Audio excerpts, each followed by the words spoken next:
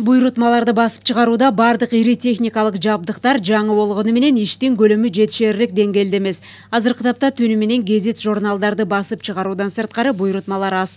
Учурда 150 адам эмгектенген ишкананын жетекчилиги, эгерде дагы буйрутмалар көп болсо, кызматкерлер нөөмөт менен иштеп, киреше булагын арттырууга даяр экендигин айтат.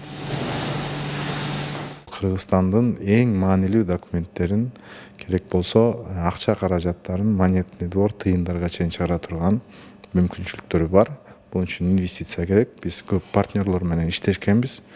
Лизинг катары, жанагы мамлекеттик жеке өнөктөштүк системасы менен ошол менен алып биз санап көргөнбүз. 3 жыл, 4 жылда актап койсо болот да. Ошол негизинде бир стратегиялык план иштелип чыккан, бизде бизнес план. Ошонун үстүндө келечеги учкундуку кенен десек болот.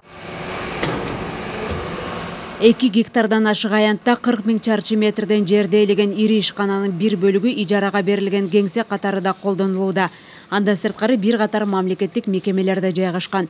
Убагында бир маалда 4 000 адам иштеп, жумуш кайнап турган басылмада азыркы тапта буйрутмалар жетишсиз. Учкун басмаканасында күнүмдүк балдардын окуу китептери, андан сырткары жалпыга маалымдоо каражаттарындагы гезит журналдардан башка мамлекетке тиешелүү болгон бардык документтер басылып турат.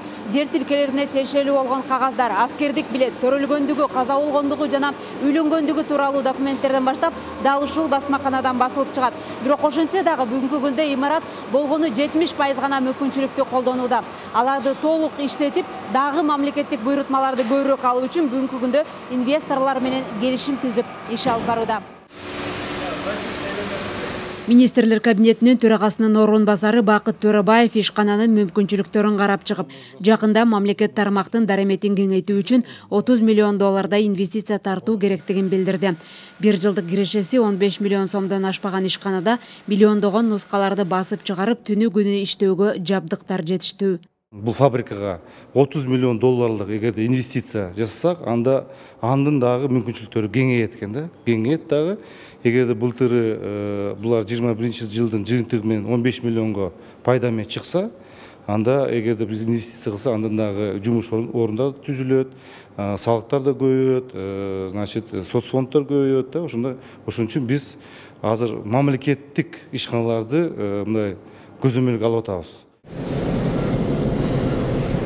Эми ишканада мамлекеттик басылмаларды чыгарууда толук технологиялык циклда иштеген офсет жана мукабалоо цехи кеңейип, сырттан инвестиция тартылып, буга чейин ижарага берилип келген имараттарын кошо иштете баштайт. Ал үчүн мамлекеттик бюджеттен кошумча каражат керектелет.